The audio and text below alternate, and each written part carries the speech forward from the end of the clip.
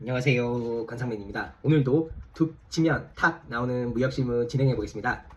오늘은 수출 절차 편이에요. 무역을 처음 시작했는데 가장 많은 분들이 궁금해하시는 게 이거입니다. 계약은 했는데 그 다음에 뭘 해야 하지? 오늘 이 영상 하나로 수출 신고부터 선적 그리고 대금 회수까지 과정을 한번 쭉 살펴보겠습니다. 오늘 목차는 이와 같습니다. 크게 네 파트로 나누고 있어요. 수출 절차의 흐름, 수출 신고와 수출 신고 필증, 그리고 선적 절차와 포워더 분들이 어떤 역할을 하는지, 마지막으로 내고와 대금 회수 순서로 진행됩니다. 바로 시작해볼까요? 네, 수출 절차의 전체 흐름입니다. 수출 절차는 크게 8단계로 나눌 수 있습니다. 첫 번째, 계약 체결, 프로포마 인보이스 또는 세일즈 컨트랙트로 바이어와 계약을 확정합니다. 그리고 나서 이 사이에 기재하진 않았지만 LC를 발급을 요청하겠고 또 생산에 투입이 되겠죠. 중간 단계를 뛰어넘어서 어느 정도 생산이 다 됐다고 치면 이제 포워더 부킹을 합니다. 선박으로 갈지 항공편으로 갈지 포워더 분들께 문의해서 예약하고 스케줄을 잡습니다. 그 다음에 물품을 준비하겠죠. 생산 중이던 물품이 다 완료가 되면 포장하고 검수해서 완료를 합니다. 그리고 나서 이제 관세사한테 의뢰해서 세관에 수출 신고를 합니다. 그렇다면 세관에서는 관세사가 신고한 수출 신고서를 확인하고 수출 신고 수리를 해주는데, 그러면 수출 신고 필증이 나옵니다.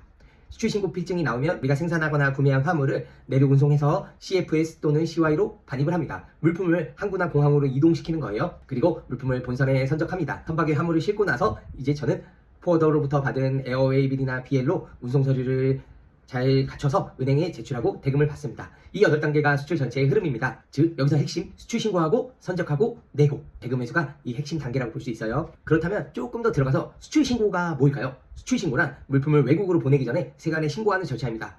쉽게 말해 수출의 법적 출발점이에요. 수출 신고는 보통 관세사에게 의뢰해서 진행하고 필요 서류는 인보이스, 패킹리스트 같은 서류를 관세사에게 제공하면 됩니다. 세관에서 수리가 되면 수출 신고 필증이 나오고, 오른쪽에 수출신고 필증의 기재사항을 정리해뒀는데요. 수출신고 번호, 수출자 정보, HS 보호, 수량, 중량, 금액, 그리고 선적 정보 등이 빠짐없이 기재되어 있는지, 정확히 기재되어 있는지 확인을 해야 됩니다. 그리고 하단에 강조한 것처럼 수출신고 필증은 수출실적 증빙의 중요한 서류입니다. 즉 수출신고 필증이 있으면 영세율 적용을 받을 수 있으니 반드시 이 서류를 중요하게 여기시고 잘 작성됐는지 확인을 하셔야 됩니다. 우리가 해외 갈 때 여권 있잖아요. 그 물품이 해외 갈 때 필요한 수출의 여건이라고 생각하시면 돼요. 근데 그 다음에 선적 절차와 포워더의 역할입니다. 수출 신고가 수리되면 이제 실제 선적 단계로 넘어갑니다. 왼쪽이 선적의 흐름이에요.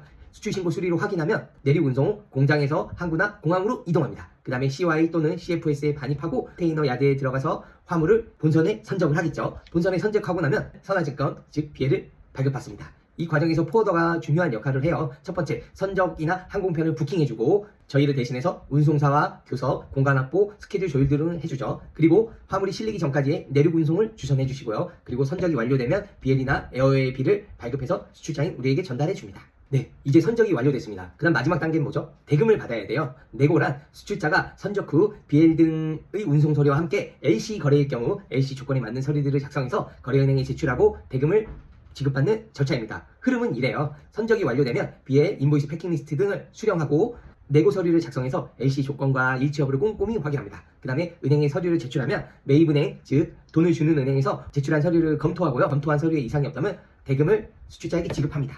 여기서 가장 중요한 게 하자, 디스크리펜시입니다. LC 조건과 서류 내용이 한 글자라도 다르면 하자 처리가 될 수가 있어요. 하자가 나면 은행이 대금을 지급 거절하거나 하자 수수료를 청구할 수가 있어요. 그래서 서류 작성 전에 반드시 LC 원문과 대조를 해야 됩니다. 그리고 LC 거래가 없는 TT 거래의 경우에는 운송 서류를 바이어에게 직접 보내고 대금 절차를 받는 방식인데, 절차는 단순하지만 대금 미수금 리스크는 항상 있으니까 이거 항상 아셔야 돼요. 자, 오늘의 툭탁 한 줄 정리입니다. 마무리하겠습니다. 수출신고 한 줄 정리. 물품 반출 전 수출신고 수리는 필수입니다. 수출신고를 하면 수출신고 필증이 나오겠죠. 즉 수출 여건입니다. 여러분, 근데 제가 수출신고를 해야 되는데 안 하고 그냥 보냈어요. 이거 뭔지 아세요? 밀수출이에요. 우리가 많이 들은 밀수출.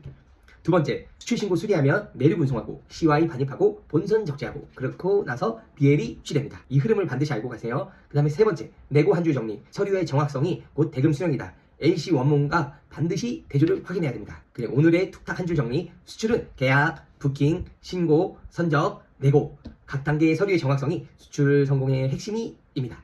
다음에 또 좋은 소재로 찾아뵙겠습니다. 감사합니다.